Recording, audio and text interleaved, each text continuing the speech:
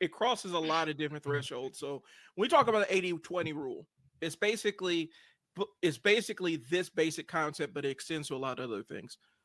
You know, 80% of your 80% of your outcomes are created by 20% of your inputs. So 20% of your customers provide 80% of your outcome.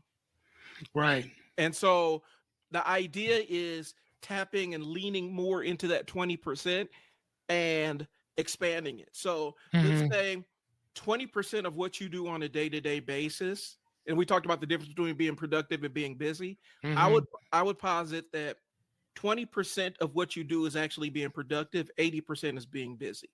Yes. And so Yes. I would I agree. lean into that 20% and maximize your time in that 20%, because some of the stuff you just still got to do. Like, it's not going to go anywhere. It's still got to get done, but it's not necessarily moving you forward.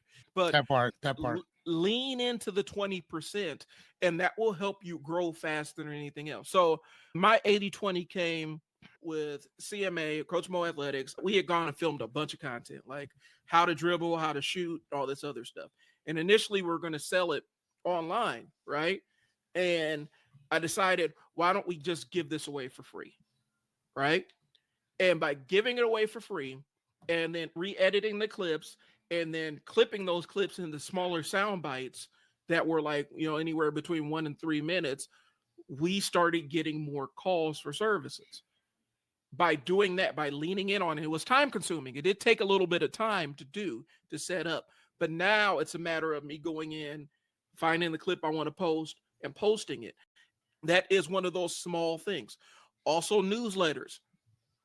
Taking the time to write out a newsletter, that makes money, but it's a time consuming thing. But I don't do it all the time. That's in Right. that 20%. So finding those things that you can do 20% of and get 80% return on it, that's what you do. You find the things that make you money, because the things that make you money is what 20% of what your normal tasks are, and you lean into them as much as you can. And maybe you can up that 20% to 30% or 40%. So that's the 80-20 rule. And that's a good way to level up your business. And also, if you already have a business, it's a good way to get more business by laser focusing in on that 20% Mm-hmm. and Yeah. mastering it. Right. Well, I mean, and that's I think that's kind of the part that comes with it is the mastering part within itself. Another thing that I wanted to kind of talk about was that with my son, I mean, we all know how much I love reading. One of the things that that really helped me with helping my son to read, he still doesn't like to read at this present moment in time, and I'm not going to force that because whatever. But one of the things I started to understand with him to get him not only to focus but to catch my mistakes was read something and I'll say something, I'll mispronounce a word or I just won't say it out at all, just to see if he's following along with me. Because what we'll do is he'll buy a book, I'll buy a book, and I'll buy the same one, and we'll read along together.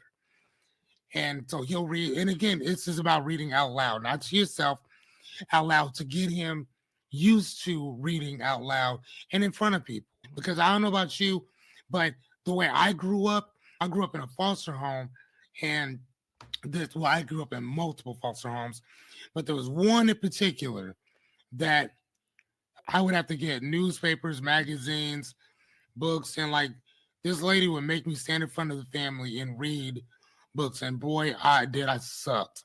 I wasn't that good at it. And I would have to do this in front of the family every single night. And I hated reading or whatever. I eventually got pretty good at it. But that was just kind of one of those things where I'm not scared to talk in front of people. I'm not scared to read anything in front of people. If I had to give a speech, I noticed within myself, it's hard for me to write a speech out. I can write bullet points, but I can't just sit down and write my speech out. It doesn't work that way for me. And being in Toastmasters for years, it wasn't until like later on in the process that I discovered that, boy, I suck at sitting there writing stuff because I'm such a perfectionist. Now, if I write out topics that I want to talk about, I can do that all day long and go from there. But if I had to, like, again, you'll tell me the topic, I don't write anything down. I just like, okay, and then we just go. Nothing's written. Not, I may have certain notes that I may want to talk about, but I don't. Again, I didn't know that I was gonna sit and talk about, one of my past companies with one of my, past employees. One of the things, like I said, what I do with my son is I'll intentionally mistake a word or I won't say it just to see if he's paying attention and he'll catch me. Like, nope, go back, say that again, and then I'll re-say it. Nope, and I'll go back a couple sentences down, do it again. See if he's paying attention. Nope, go back. What's that word? And that's what he's saying to me. Yep. And I started noticing that when I was teaching him his alphabet. I was like, dude, if I teach you, it's one thing, but if you teach me, you'll know it. So that's what I started doing. And then he improved drastically. So I hear what you're saying on that with making a mistake on purpose, just to see if somebody catches it and says something. To your Grant Cardone's book, he was talking about that too. He said, there's all kind of mistakes all through that book. He said, I don't give a shit. Did you buy it? Right. Did you learn anything from what I said to you?